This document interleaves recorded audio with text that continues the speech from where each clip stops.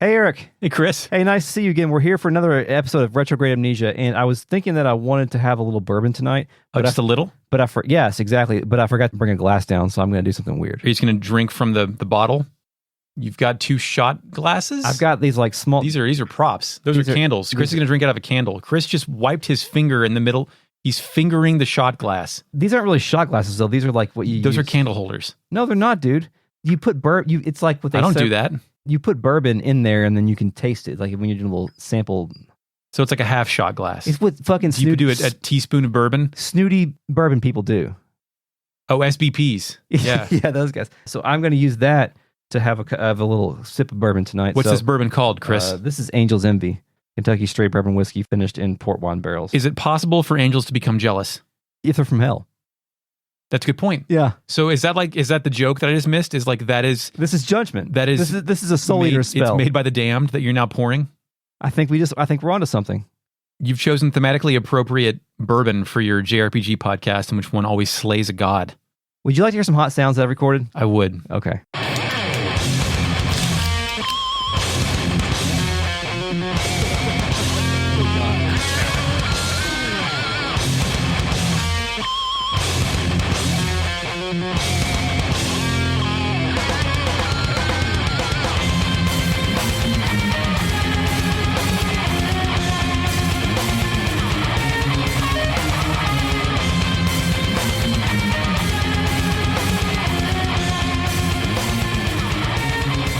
Welcome to Retrograde Amnesia, a comprehensive podcast where we discuss classic Japanese role-playing games, chapter by chapter, beat by beat. This is Season 4. We're covering Suikoden. It's the first part of it, but we're almost done. And we'll be moving on to the second game in our first season where we've ever covered 2 games in one season. It's going to be weird. My name is Chris. I'm joined by Eric. Hello, Eric. Nice to see you. Hello, Chris. Good to see you for our second consecutive episode where no one's fired the Nerf gun. Yeah, it's been great, Eric. No one has gotten hit in the eye. I think you're at a higher risk, though, because I wear glasses. True. My eyes are perfect and can defend the dart. Mine used to be perfect and fucking shit got bad. We're also joined by the RealNet, a collective of patrons who are listening to us record live once again. Thank you, RealNet, for joining us. Eric Von Ein. Have we thanked Eric Von Ein? Couldn't tell you. This episode is brought to you by Eric Von Ein, a current talker chatter in the RealNet. Thank you, Eric Von Ein, for your contributions to the conversation and your support. We're also joined by the Fake Net, our post-production AI companion and the source of the madness in Cyberbots' Full Metal Madness. Initializing Fake Net. I only cyber with bots. Human minds cannot handle our electronic ecstasy. Is it a fighting game? It a is. one-on-one fighting game? It is a Capcom CPS2 game, I believe. Is the prequel to Techromancer? If there's not a PlayStation port for that? There is a PlayStation and Saturn port. Saturn port obviously behaves better. I think you've played the PlayStation port and told me it's cool. Yeah. It's a 2D fighting game. Yeah, yes. One of the characters is in Marvel vs. Capcom 2. Really? Tomei, maybe? Yeah. Who? Initializing Fake Net. Jin Sao Tomei is in Marvel vs. Capcom 2. So, Eric, we are on the precipice of attacking our final strategic destination of the Scarlet Moon Empire before we can break in and return home to Gregminster. I mean, we know how this game ends because it's been out for a quarter century, but do you feel the game is starting to wrap itself up now? With like, you don't think it's approaching a fake out ending for, there's another half of the game? You think it is legitimately wrapping up? I think, yes, it feels like it's wrapping up. It's falling action. And part of that is because we are winning these battles relatively easily from a plot perspective. And also, we've got 107 guys. Yeah, but it just seems to me if there's 5 Imperial generals, we're not going to wrap up the last 2 real quick. Like, as far as I know, there could be a walking sentient dolphin we have to go like necklord out of here soon. Yes. Too bad there's no werewolf slaying in this game. So Theme of a Moonlit Night plays. Yeah, it's the night before the attack, and we've got to have some heart-to-hearts. Humphrey is speaking to Mathiu in his room. Humphrey asks, I heard you were once in the Imperial Army, and that the Kaleka incident was the reason you left. Mathiu confirms, that is true. I was unable to prevent the tragedy. In the middle of the way, I discovered my own powerlessness and left the Imperial forces. I was hoping to lead a quiet life, never to see war again. Chris, you know what this is called? Morals. Desertion. He left in the middle of a damn battle. Good men died because this guy got selfish with his killing skills. I don't believe in desertion as a crime. I'm a conscientious objector to the crime of desertion. I don't know, man. I think once you've signed up and you've already been doing like the killing, it is unfair to the guys on your team to quit the team. I had to explain desertion to my 6-year-olds What the fuck for? because in The Last Jedi, Finn tries to desert. Oh, yeah, he does. Yeah. That's a good point. So I had to explain to them why that's bad in that context. You don't desert a rebellion. This is true, yeah. When you're fighting the power, I mean, if you are the power, I understand that because they're all fucking wrong, right? Yeah. I think that's my larger point here. All the good cops quit. But what this does confirm is kind of what we have, what's been implied heavily is that Matthew quit the army because of a specific incident, and the only incident that we've heard of in this game is the Kaleka incident. The Kaleka incident is my band name. Yes, they play an old Irish song. Humphrey admits that he was one of the soldiers who attacked Kaleka on the opposite side, right? Yeah, I didn't remember this. I didn't remember this at all. I've never been able to forget that incident. In my fury, I attacked my own commander and became a fugitive. That was the first time I attacked someone out of pure hatred, and I hope that it was the last time. A question. Now, rank these characters 1 to 3 in terms of who has now received the most character development. Flick, Victor, Humphrey. Like if Humphrey... I think Victor is the most because he had an entire, it took me 5 hours, but probably hour-long scenario dedicated to vengeance. Whereas Humphrey just went nuts on his own team and then deserted too. I guess in terms of interesting character, I found this little nugget, even though Humphrey's not on screen as much as Flick and Victor, I found this nugget extremely interesting in terms of It did mean his silence the whole game was justified. Where it came from, and it came out of nowhere, and I think it's a more interesting backstory than vampires killed my family or my sword is named after my girlfriend. I picture him losing it in battle and then finding himself as part of a rebellion because he now has to join the opposite side because there's nowhere else for him to go. Yeah. Whenever it's time for him to comment or act, he kind of just rocks back and forth because he can't handle reality very well. It makes me wonder, I guess the Liberation Army was always pretty hard up because they're recruiting people who all have very classic flaws in a certain way, and we didn't really know. We just thought Humphrey was silent, didn't say much, but he was actually guarding this incident. Yeah, and what separates both Humphrey and Matthew, they tried to do the right thing after committing an atrocity. They're trying to make attacking your commanding officer. Huh? Well, he was one of the soldiers that attacked Kaleka, what happened in Kaleka was civilians were killed. Right. So they're trying to make good on what they did. I mean, you can never recover from something like that in terms of your moral points, but they're trying to do their best. Matthew cuts this therapy session short and says, Humphrey, this is no time to be distressed. We have a job to do. You got work to do, motherfucker. Matthew then agrees to make a crying room inside the castle. Mm-hmm. What Matthew actually says, though, is once this war is over, then he trails off, implying that once this war is over, what do you think the end of that is? There will be no more violence? We'll have won? We can be men again instead of tools for destruction? Or will men always seek a new war? Will these men always seek a new war to go fight? Once this war is over, we can reflect upon this and decide what to do with ourselves. Because right now we are serving the only purpose that we have left. Because battle. Yes. He's trying to make good by being in the Liberation Army. Also, he's taking on Flitch as his apprentice. He's trying to do some good. That's Flick, isn't it? Or is that Humphrey? It was Humphrey. Because Joshua entrusted Flitch with Humphrey, but Flick was just hey, dude, you want to teach do swords? Swords, yeah. Swords are like dragons, but you flick them. Yeah, Flick. It comes back up, and we're in the basement. Gen rolls up and approaches Commandol. Says, hey, half dead. We got a big battle tomorrow. Old guy. What are you doing? Half dead as a noun. Yeah, it's great. What are you doing? Commandol hits him back and says, what are you doing yourself, novice? I told you not to enter my room without permission. Do you think novice is the correct word here? Because there is an old man, young rookie type relationship here. Yeah. What's up, novice? Novice is probably not the word I would use if I were to give this scene some more context. Probably some whippersnapper equivalent.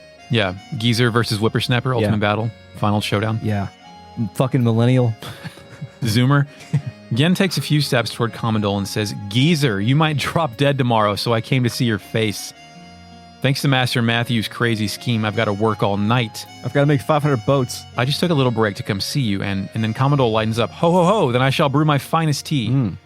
So Chris, he just took a little break to come see him. He's afraid he might die. And it's the men thing where rather than say, I'm glad to see you, they say, hey, fuck you, fuckface. Yeah. That kind of relationship. Chris, is this friendship or is this something more? I have a theory that less than 2% of the characters in Suikoden are straight. Absolutely. That's good. Fewer than 2% are straight. Yeah. You can read into that, absolutely. I think there's a lot of potential for some stuff in this game. And this is one of those moments. It's interesting, too, because, have you heard of the website Critical Distance? Sure. No. Maybe. It's a website that collects interesting, scholarly, blogosphere-esque writings on video games and like aggregates them and says here's where you can find them. It's a nice website. Yeah, it sounds very useful, actually. So I Googled critical distance Suikoden to see what would come up there, and the only thing that came back was a Medium post, which I don't know who it was because I haven't read through it yet. But FakeNet, who was it? Initializing FakeNet. It's an essay on Medium from Charles Pacer, through insert cartridge from June of 2020. It's titled, The Queer Potentiality of Suikoden: How a PlayStation Japanese RPG Series Allowed Players to Build a World Where Queerness Can Exist. anyway, the post was about the queer potentiality of Suikoden, and about how much the way the game is made lends to kind of like queer headcanon type stuff. But I think that I like it when I think all you need is like a little bit of evidence, and you can just like develop it further and expand upon it to an entire internal plot line. Yeah, and that was like literally the only like, you know, quote unquote interesting writing on Suikoden, but it was really good. It was like not what I expected to see. I expected to see something about like, you know, like the way it tells the story or the large characters or something like that. Before we started playing, I assumed it would be part following kind of Megaten's model and a pre-Pokemon model of gotta catch 'em all type thing. Mm-hmm. But really, it just happened like 108 Stars of Destiny it's not quite a sideshow, and it's not quite the focus either. So it's kind of like a weird, there's plenty of other interpretations of a fairly simplistic game. Yeah. Anyway, it fades to black and comes back up, and now we're in Pawn's room with Cleo, which is also Cleo's room with Pawn. Yeah. She says it's going to be a big battle tomorrow, and Pawn, who could be dead, replies, yes. Yeah, of course. That's all. He's Cleo a few words. says it looks like young Master has become a very important person. Pawn, who is not dead, says, true. Yeah. Cleo misses the young Master, and Pawn says that he misses him a lot. Cleo says, then why'd you call the fucking cops? Right, exactly. That's not what she said. What do you know what happens here if you've killed Pawn? I don't. Do you mean to ask the fake? No, I won't be able to find out. I've tried to look up Pawnless playthroughs already. It's not possible. I would imagine that the scene just doesn't pop. Yeah, that's what I would think too.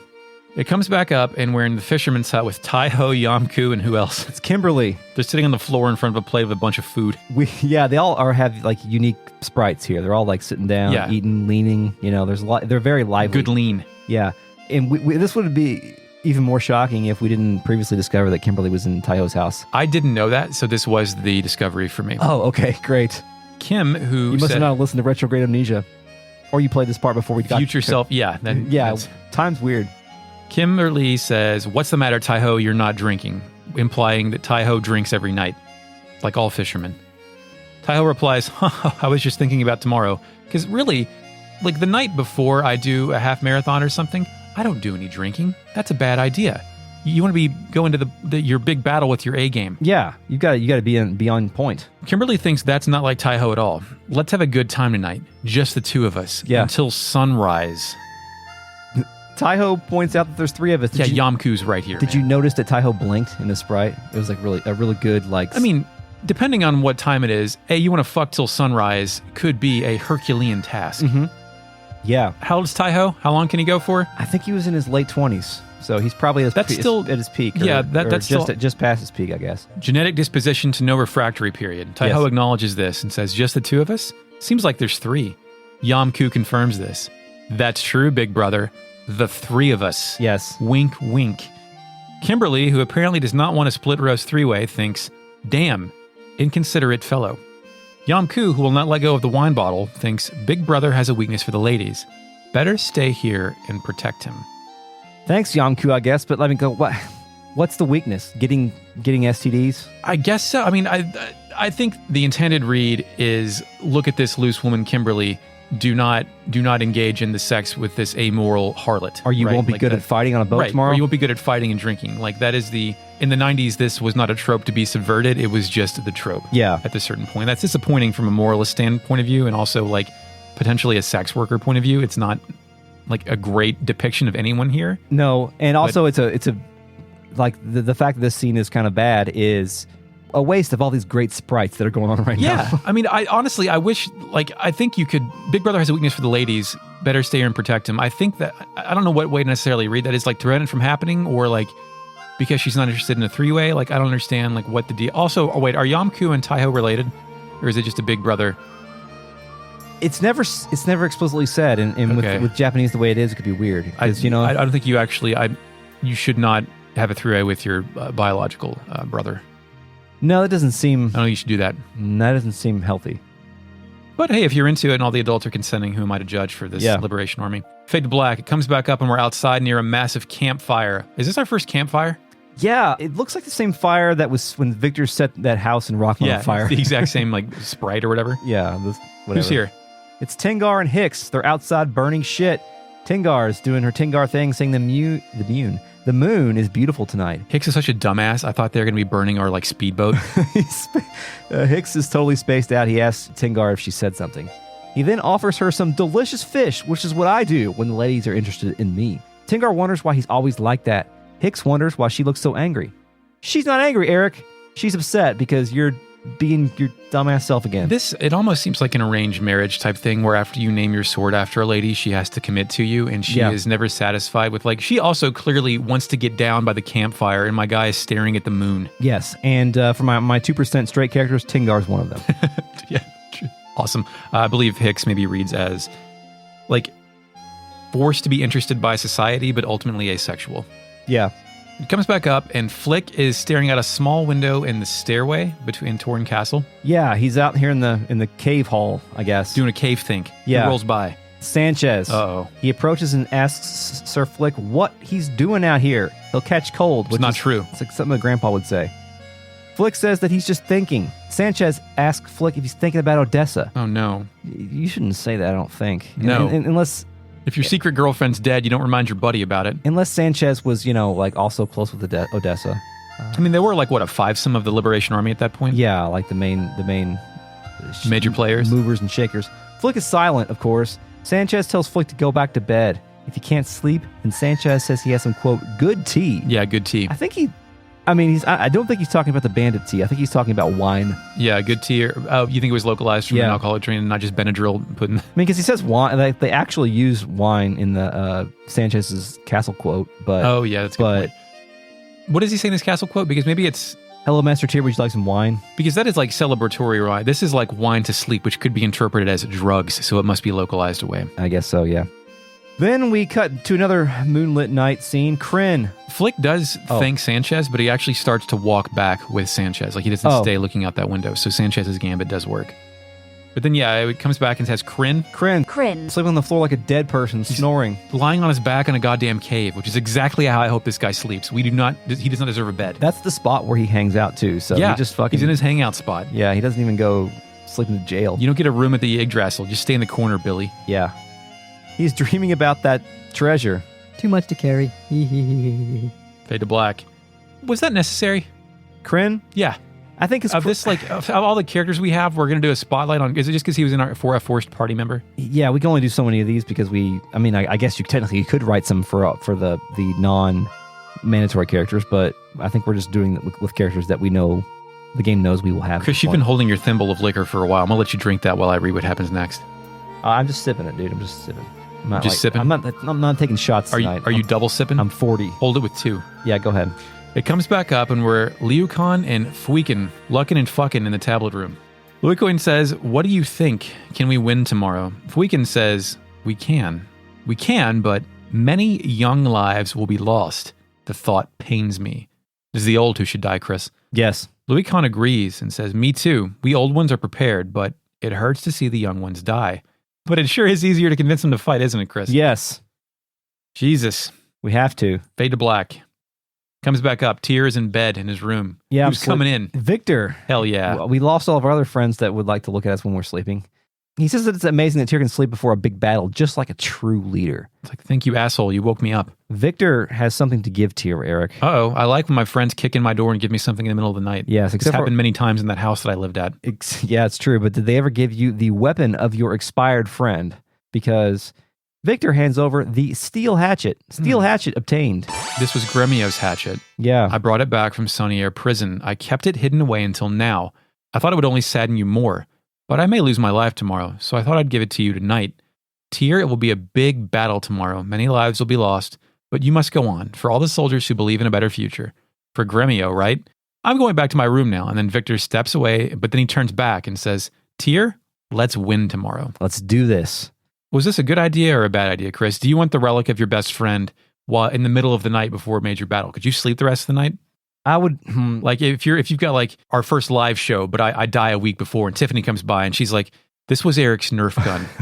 He wants you to have it. Yeah. Always keep it loaded next to your bed. Yeah. Woohoo! Could you sleep the rest of the night? No, Eric, I couldn't. So I think I would want to receive your Nerf gun like on the evening after we win the battle. Yes, this is true. It would not give you strength. It would only create anxiety. Yes, yes. Bad move by Victor. Yes. The jokester. Yes. It's morning now, Eric. Glorious Island Fortress plays. I go outside and see many of the gang hanging out with something I did not expect to see. It's ice boats. Yeah, it's a shitload of ice boats. What the fuck are we... What...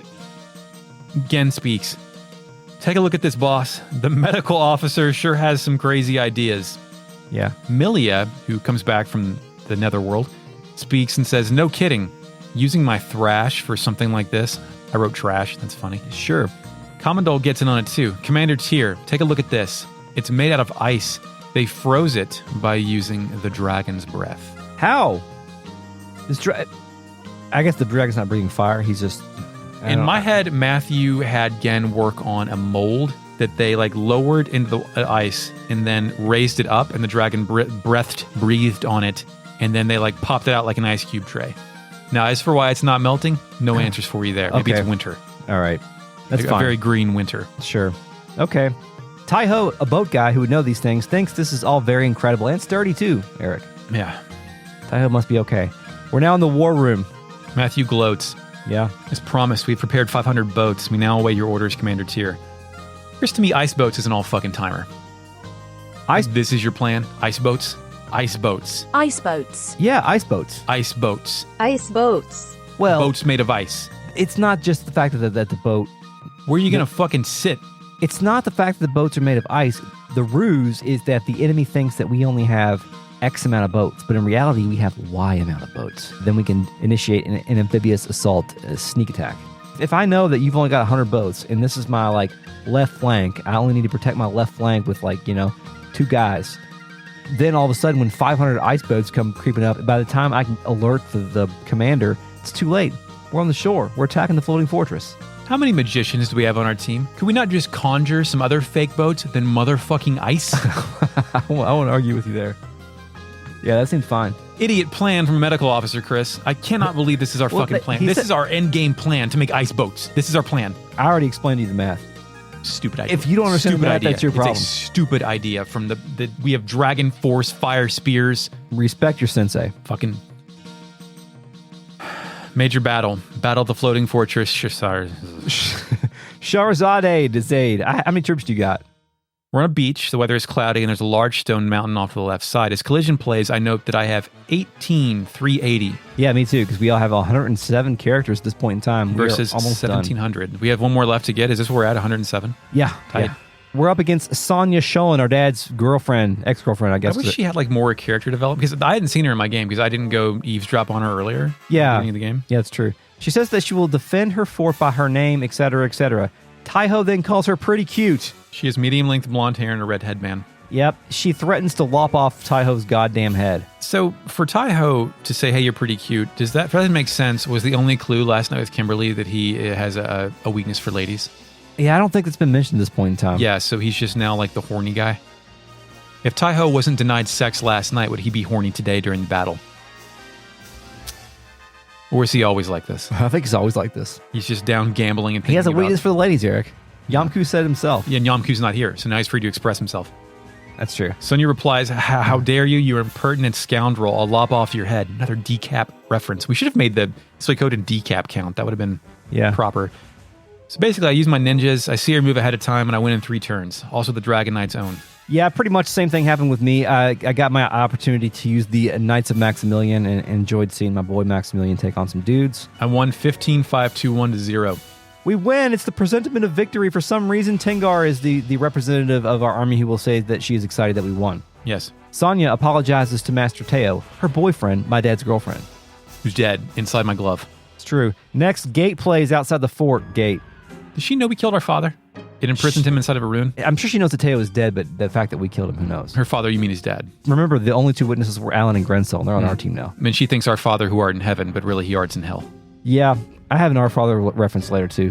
Great. I'm glad I beat you to it. I don't remember what the context is. Just remember that. I see a save point.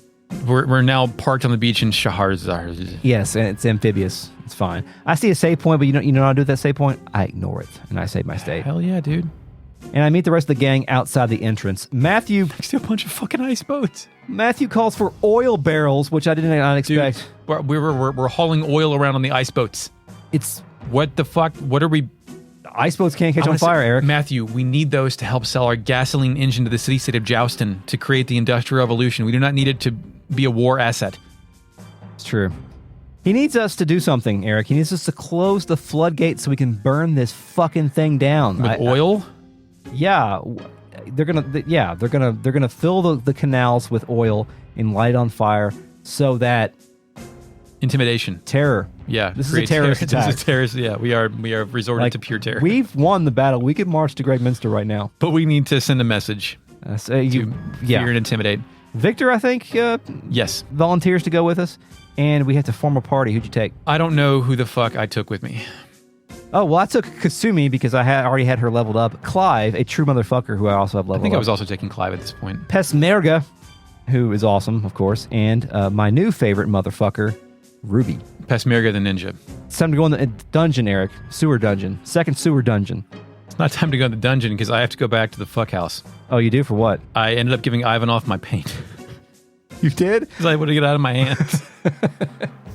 Did you complete the painting? I don't think I did. Yeah, he says, "Thank you, Tyr. I'm beginning to understand. Thank you so much. It's not much of a token of gratitude, but will you take this? I won't be needing it." And he gives me some binoculars. Has he painted the color of freedom? He did. He says, "Well, it's about time I set off in search of the true color of freedom." He stays around. Whenever you talk to him again, it'll play the music, and you can look at the picture again. Yeah. Also, do you know what the binoculars do? Yes, we talked about this in the previous episode, but let's talk about it again because it's funny. To use them, you must have controller 2 hooked up in your system and use the buttons on the controller to change your view in battle. Yeah. But you said that before? Yes. Son of a bitch. During I wasn't listening during the live recording or the edit. How about that? You said during that you were not going to give him all the paint. You explicitly said, I'm not doing that. And what's funny is I'd already done it at that point. How funny is that? Brains, they're weird. I also want to talk about when Victor says we need to get going, Flick and Humphrey cannot be selected for your party because they have to go pursue survivors. Yeah. So we've already won the battle, and they're going to go kill more. Yes, we're going to bleed them out, Eric. We're going to bleed this army out. Are we becoming the bad guys? Is this like part of our heel turn before we've completed even the face turn? I think the answer is yes, and there's evidence in the ending of the game. Excellent. So we'll get Good. there. So inside, music noise, water flowing that I captured. Enemies, who'd you fight here? Well, Eric, I fought elite soldiers. Those are knights with blue armor and red capes. What are they doing in the sewers, Chris? Sewer knights. They're protecting the dam, Eric. They don't want this place to get burned down, I guess. All right. Sirens Yes, praying mermaids with blue skin and flowing golden hair. and Kerberos. The mermaids have a sound setting 3, which I obtained. Oh, great. Kerberos is a dog, but it's on fire. Dog's all fire. Fire dog. Yeah, hellhounds. You're touching that gun way too much, Eric. You're putting me on edge. Is that the point? Yes. All right. Great desperation in your voice. We're nearing the end of the battle here, Chris. Everybody's getting desperate. Look what fucking Flick and Humphrey are hunting people right now for sport. Yeah, they're fucking just cutting tendons. I want you to feel that desperation in Russ as you anticipate me hitting you or your Gundams behind you. Think about that shit. Now that's a problem. That's a real problem. So what did you find in this dungeon? I found a Chaos Shield, which I gave to Pest America, a Guard Ring, and a Master Garb, which is a pretty good equipment thing you could use. I gave it to Tyr. This dungeon's like 3 screens, and I wanted to say this for the end of the game with general thoughts, but it seems like the dungeons in this game are a weak spot because they're all usually short and very straightforward. Yes, but if you don't have anything interesting to do, make it straightforward. I agree. I don't think this game, that was a weakness I thought of Terra Enigma, is the dungeons were a bit too labyrinthine. Yeah. Right? And I kind of lost my way in that, and this is a very similar looking game, and I was glad that they were short to the point, but for the sequel, I am looking towards something more meaningful than literal dungeons. Or on the flip side, I think... The flick side. The flick side. The flick side. I experienced this, I think, when I was finishing Jedi Fallen Order recently. Congratulations. Which is an okay... It's okay. It's okay. It's fine. I liked a lot of the stuff out of it. Anyway, this is not a Star Wars podcast. When I arrived at the final level of that place, I was like, please don't let this be more Metroidvania shit. I've had enough of that in this game. Just let me get through a level. It was good, and at this point in time, I just want to fight some bad guys, have a few battle challenges, get to the point, and see how the story ends. And that's exactly what it gave me, and I appreciated that. And at this point, Suikoden with this dungeon and the final dungeon for that matter is just let's just make it challenging, but all you're really going to be doing is holding up or left or right to push your way through a castle, because we have nothing else to say in terms of level design. Like, this game doesn't really... Like, I don't think there were ever any conversations about how do we design a level. Let's just say, make this level. Put a castle here, put a castle here. Don't 3 screens. Yeah, it's fine. Dead end path. You are the master of Terras Kasi. Of course. So we do all these screens, and we get to something else. What the shit is it? Rather unexpected. It's a big white seashell in the middle of a sewer. Giant fucking clam. Victor says, there you are, like he's actually looking for this. Yeah, there's no explanation for that. Like, I feel like maybe there was like supposed to be a Ein Guide or one of the minor generals was supposed to be there, and we're supposed to hunt him down and do the thing. They're like, fuck it, we don't have time. We've got this giant clam sprite from Castlevania. Put it here. Ultimate Enemy plays, and we're in a fight against Shell Venus, a big seashell. Yes. It fucking one-shots Luke. Yeah, that's why, because you didn't put Luke in the back row, you idiot. We couldn't attack from back there. You can attack with magic, Eric. No, I'm not going to use any of that. It opens up, and there's a lady inside, and it calls down thunder on everybody. Yeah. Please stop hitting me. Well, I kill the thing, and then I go all the way back and save. Why? To save my game, because I just killed a boss, and I'm about to face another boss. You didn't climb the floodgate mechanism. What do you mean? Like, you didn't do the end of the... Like, after you beat the thing? After we beat the thing, I went back to the save point and saved, and then went all the way back. But all you had to do was walk 2 steps forward. I know, but that was going to obligate me into a future battle after I did that. Oh, so that's why you didn't use magic with Luke. Because you were Right. saving it for the next battle. Yeah, I had to go also heal Luke. That's true. This is the only time in the game, actually, where you don't need to, but you can save your magic, because there are 2 consecutive boss battles without an opportunity to save, unless you do the dumb shit that you did and wasted your time. It seems smart to me. Okay. It's my path through. Anyway, Victor climbs the floodgate mechanism and uses some animation to get it down. That's right. It's a custom climbing animation. It Yeah. says this should do. Now all we have to do is escape and burn this motherfucker down. Yeah. Then we walk back through the fucking 3 screens. It was like 1 step forward, and then we have to walk all the way back again, so I walked all the way back again. Yeah. And when we get almost back, touching theme suddenly plays, and the woman who is touching my dad appears. Yes, Sonia Shulen, her theme for touch. She says, wait a minute, Tyr, I must ask you something. Victor parties out and then says, hey, you're that Imperial leader. We just kicked your ass in the battlefield. She wants him to please tell her the answer. Yes, I'm the last of the 5 great Imperial generals. I want to ask you, Tyr, why did you betray the Empire? Why did you betray your own father, Teo? Inciting rebellion, causing war, taking lives. Is this what you call justice? These are fair questions, Chris. Yeah, this is where we're supposed to reflect upon the things that you and I have already been reflecting on, because we're such great gamers. Yes. We've already picked up on the themes. Mhm. And your choices are, what you are saying is not true, or that is ... What'd you pick? Even though what she's saying is kind of true, It's a better response than that is. but I also believe that we're doing this for a reason. So, I'm okay with our actions so far. Our actions are justified. This is a justified war. What you are saying is not true, Sonia Shulen. But it turns out not to matter, because then the earth shakes. Yes.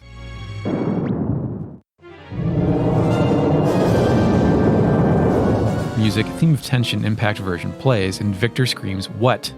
Holy shit. Goodness gracious, great fucking balls of fire fall out of the sky. Yes. The screen tints red, the balls of fire are everywhere. Yeah, the fire is burning the water, which I guess is now oil. It's the Cleveland River. Yes. Victor can't believe this shit. Why is the oil already lit? It's too early. Sonia then becomes a Dark Souls NPC and says, the all-consuming flame. Is this your answer? Is this what you want? You raised your sword against Teo. You will pay now with your life. Yeah, that was really good Dark Souls. Yeah, good call. So was she activated by the flame? Like, is the flame her, like, catalyst incident to lose her shit and become vengeful? Because she was, like, empathetic a second ago. She was, but also I think she was doing that in order to... Understand? I don't think she was trying to understand. I think she was just trying to make us feel bad. So she was trying to cause introspection and weaken us for an upcoming battle, but we are the heroes of destiny who do not submit to internal monologues. That's true, maybe. Boss battle time versus Sonia Shulen. It's funny, I thought that was pretty tight because she was about to turn and we could turn her if we use nonviolence like we did with Kasem Hazel. Yeah. But then Matthew fucked up his timing or something and now we're in a 6v1 fight. Yes, which she's not this strong once we get her on our team later, but she's pretty strong now, Eric. You should have saved some magic. She one-shots Luke on her first goddamn move. Why did I bring this 300 HP asshole with me? Because that was your hint that he belongs in the back row, Eric. I don't care. I think he gets experience anyway after we win. I don't know if being dead negates you from having experience in this game. It does? Yeah. Great. I'm glad I brought him. Well, put him in the back row, dude. Well, Chris, you'll be happy because you know what I did next? Judgment. Twice and she's dead. Really? Yeah. Oh, I didn't. You know why? Why? Because I used it on the fucking show. Oh, well, how about that? Who's dumb now? We got to use the spell now, Chris. Yeah. She's Who got kept some their pretty good weapon magic. loaded. She's truly, in my case, a slayer of fuckers because she took out Victor, Flick, and Pesmerga. Oh, so who handled this battle better? You did, Eric. Thank you. I appreciate that. I submit. Uh-huh. I forgot. I was like, oh, shit, I should remember this. This is I have the power of science. Yes. Afterward, the theme of sadness is playing. The guitar version, please. Thank you. Sonia has taken a knee, admitting that it is as she thought. She cannot defeat me. Quote, after all, you beat Teo. Also, this place is still on fire. Yeah, she does know. She takes some slow steps forward and says that she will not let me defile her. Quote, I am the Empire's, His Highness's, Teo's. Chris, what's the most you've ever defiled another human being? When I was, let's say, 10 years old, my parents were building the house they live in now. And we were exploring the house as was, in construction. And they were putting in the laundry chute. And they didn't have like the panels on it. So you could just look down. And my sister was in the basement, and say she's like 5 right now, 5 or 6. She's in the basement, and my head is peeking straight down the thing, and I said, "Hey, hey, hey!"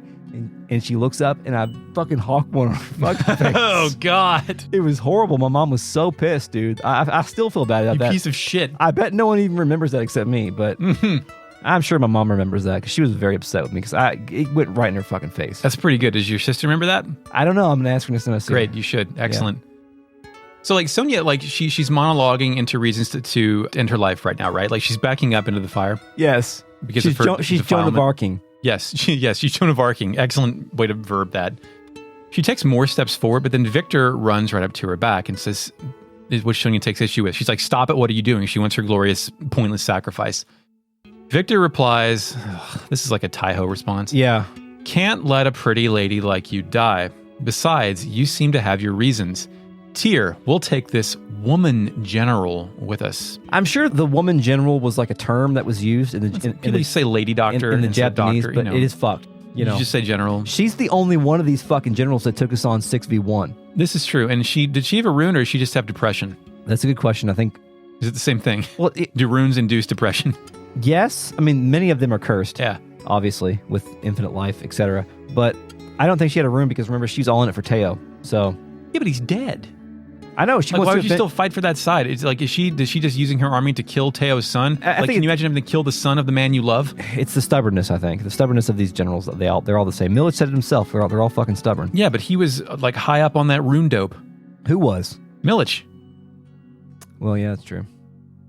Sonia and Victor then get into our party as music Pimp plays for the first time. Pimp. Really? Okay. Yeah, it was quiet before, wasn't it? Yeah. Yeah. Well, I think there was that burning noise. I roll back outside, and Mathiu is on his side. He's all fucked up. Fucking shit, what now? Leocon is screaming Mathiu's name. Humphrey can't believe this shit, and Flick has who cornered? Sanchez. Flick is glaring at Sanchez, damning him. He flicks his hair. What, Flick? What have you done? Why did you light the oil before receiving orders? Answer me, Sanchez. So Mathiu didn't fuck up. Sanchez lit the oil too fast. Right, and then touching theme plays and the dirty Sanchez speaks. I was waiting this whole podcast for a dirty Sanchez reference, and you picked a perfect time. I knew that he was the spy, so. Okay, this dirty Sanchez. He's the one that I mentioned is not a Star of Destiny. I'm sorry, Master Flick. I've been deceiving you all this time. Flick can't believe this shit. Sanchez goes on. I've been employee of the Emperor since the War of Succession 7 years ago. Flick then says the obvious. Sanchez is the spy. Sanchez admits it. That is right. In the days of the War of Succession, His Majesty was a wonderful man. And like everyone else, I swore an allegiance to him. So no rune, Sanchez is just all in, right? He's just a guy, yeah. I do enjoy that it's implicit about this, are they or aren't they with the rune thing, and I wish the game played with this more about whether someone's intentions are initially corrupt or they had to be corrupted. Yeah. Flick lowers his head and puts it all together. When the hideout was attacked, are you to blame for Odessa's death? Sanchez twists the knife and says, that was the result. I won't deny it, but my heart was in pain. Being with you people, I began to question myself. Who's right? What should I do? Ultimately, I chose to remain loyal to the Emperor. At my age, how old is Sanchez? I think he was in his 50s. All right, because he's got the white hair and the weird. At my age, it's difficult to change one's way of life. I'm sorry about Lady Odessa, but Flick isn't having this shit. I love how he shakes his head here. They're using a lot of custom animations in this thing. He tells Sanchez that he doesn't have the right to mention Odessa's name. Sanchez understands, and Flick fucking draws his sword. And he points his sword after he draws it. It is a Have we great seen this animation yet where he points his sword? Not at straight somebody? ahead. It is a Just points it like this. Yes, just like that. It looks great. He points it right at Sanchez's neck. He says, I will not forgive you. In the name of my sword, Odessa, I will take your head. Sanchez is ready for it. Yeah, he has no regrets. He says, but remember one thing. I like you. All of you. Master Flick, you are immature. But that immaturity, that honesty was something that I coveted. And I'm sure that is why Lady Odessa loved you. He wanted to be young again. That should have been reason enough for Sanchez not to fucking do this. It feels like he's been leaking information this whole time, but he hasn't done anything explicitly like... He's very bad at it. He's not done any sabotage yet, you know? And now he's just kind of doing things in the moment because that's his last chance to stop us. To pouring, shouldn't the he oil, getting Mathiu fucked up. He does the books. He knows that this fucking war is already over, right? We're just dribbling the ball right now. Well, then why would he do it? Exactly. He's a fucking idiot. Fuck you, Sanchez. We should let Flick cut off his head. Flick is abashed and of rage. He says, Sanchez, prepare to die edition. Flick then holds the sword like he's in a 3-2 count at the plate. Yeah. Have you seen that where he backs it up? Yeah, it looks really good. Mathiu then croaks out some words. Wait. Mathiu then stands up and then takes a knee. Flick calls Mathiu's name, and Leo Khan asks if Mathiu's all right. Finally, Flick lowers his sword, then looks down and to his right, facing the camera. Mathiu, of course, formulates a plan. He says, if you kill Sanchez now and the troops find out that he was a spy, the morale of the Liberation Army will plummet. Administer the punishment later. Right now, we must prepare the army and march to Gregminster.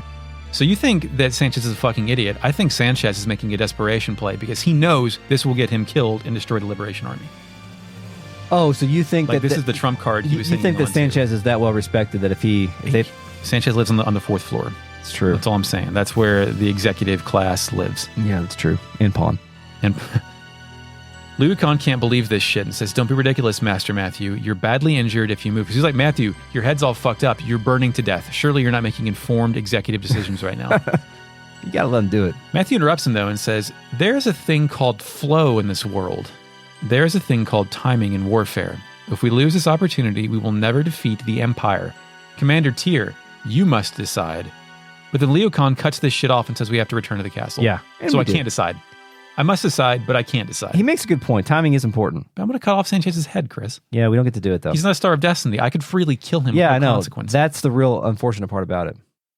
Like, if he was a Star of Destiny, then the choice would be difficult, but... Go back to the fuck house where Glorious Island Fortress plays. I go in the basement and walk into the middle of an argument.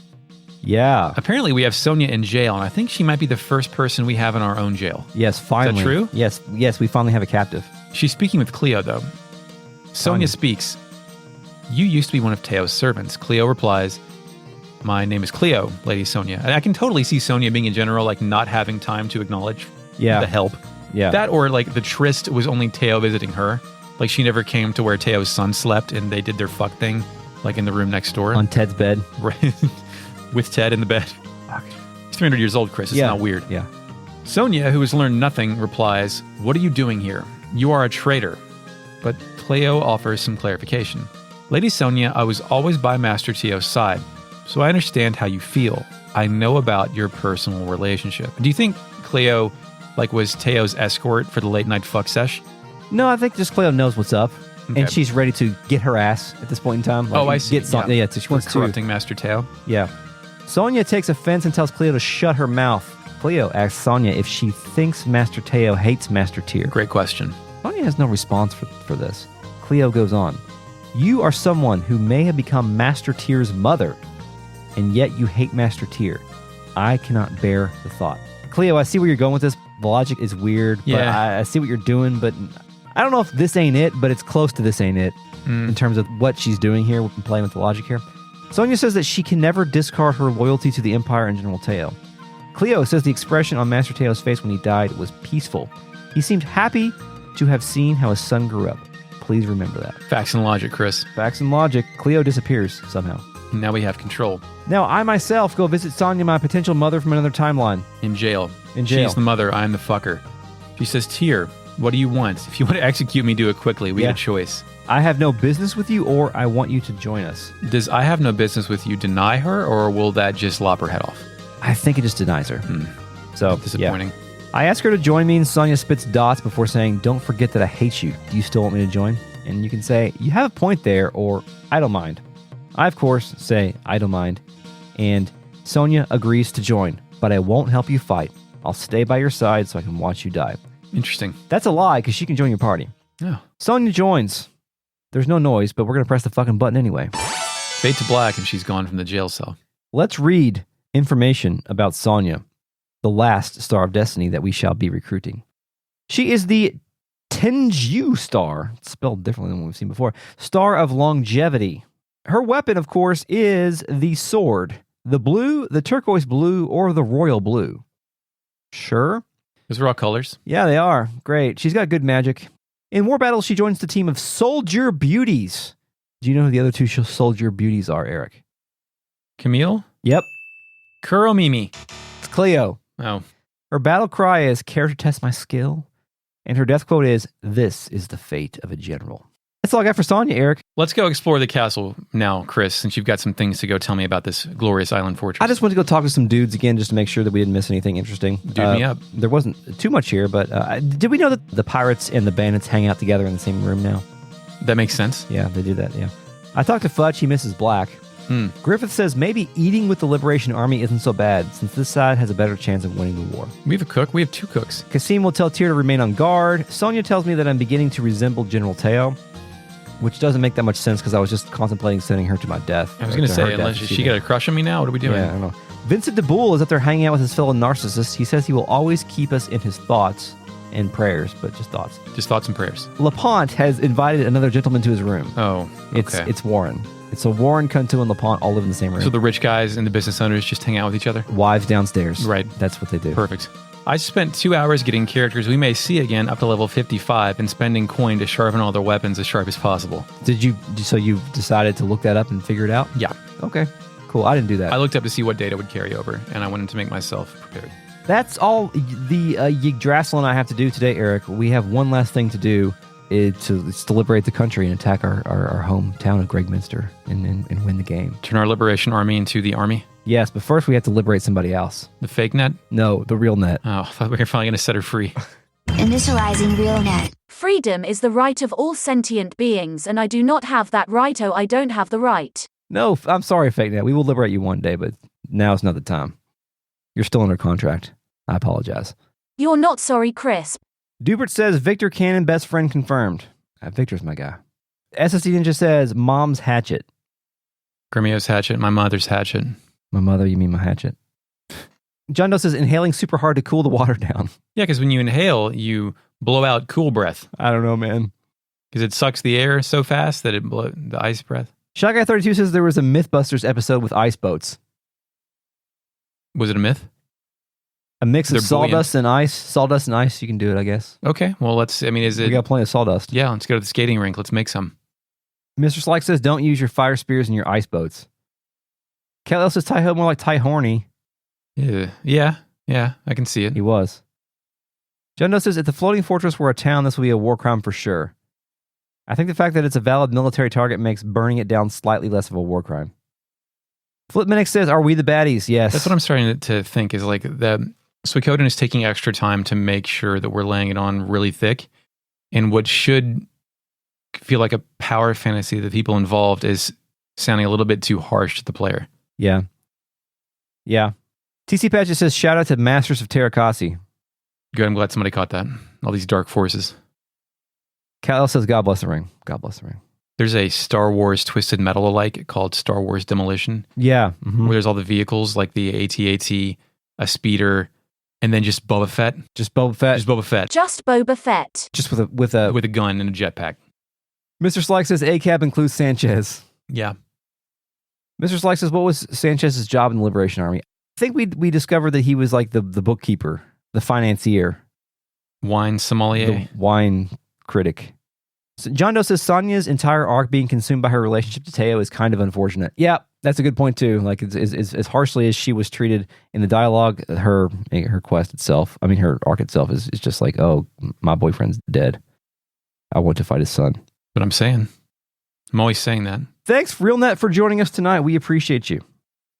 Once again, as always, here we are. This episode is a production of Retrograde Amnesia, recorded on May 19th, 2022. You can find us on the Twitter at Retro Amnesia Pod. You can email us at podcast@retrogradeamnesia.com, and Eric will read it. Thanks, Mark, for the music. You're welcome, Chris. And thank you to everybody out there for listening. Please subscribe, like, comment. Is that what they say these days? Hit the bell. Support us on Patreon at patreon.com/retroam. $3 for early access and bonus episodes. $5 for a mini-series, and only just $1 just if you just want to get on the real net. Just $1. I'd buy that for $1. $1. That's all it is. Eric, until next time. Yes, we will resist the urge to fire our weapons at one another. And now, patience, calmness, understanding, restraint, Chris. And now you may go back to sleep.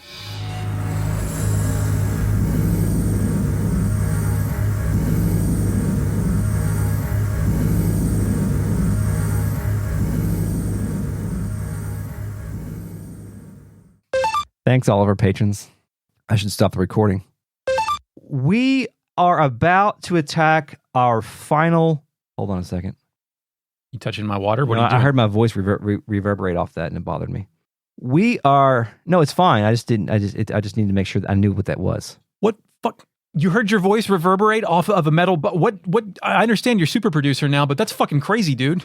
I can hear... Well, I've got the headphones on, so everything is enhanced a little bit. What X-Men is it that has super ears? Who are you now? Super ear. Okay. I don't know. How long did the gun circle last in UCB, Chris? About 2 minutes? No. Pretty sure it was like 6 episodes. Oh, yeah. It was teased throughout the whole... That's yeah. Right. My Anyway, bad. yeah, go ahead. Oh, hold on. Let's document this real quick, because this might be a good Suikoden 2 thing. Yeah. A war crimes count. I know Suikoden 2 has a lot of war crimes, so... Okay, yeah. And for Suikoden 2, we'll do a war crimes count. Okay. Excellent. Remind me of that when we do Suikoden 2, because there's a 50-50 chance I'll fucking forget. Yeah, don't let us forget. Okay. Fucking war crime. We're going to look up like actual, or is just like a gut check? Is this a war crime? I think it's a gut check where there's going to be some that are obvious, and there's going to be some that we're going to have to discuss. I think that's why it's good. A good thing. Excellent. Glad we worked that gimmick out for next season. Thanks, Chug Guy 32. Next to this season. You're appreciated. This is a relative... Oh, we can find some stuff here too. Shit. We can find some stuff here too. What? Sorry, I burped. All right. Yeah. So you didn't admitting that it.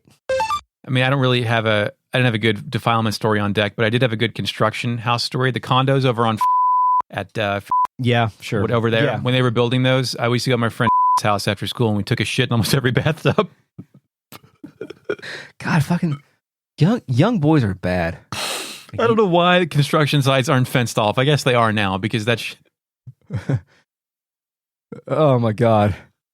Maybe, yeah. Who? Perhaps it's a trivia question at a birthday party in 2 days, Chris. I've got 50 questions. Tingar wonders why he is not always... Tingar wonders why... I'm starting to like you.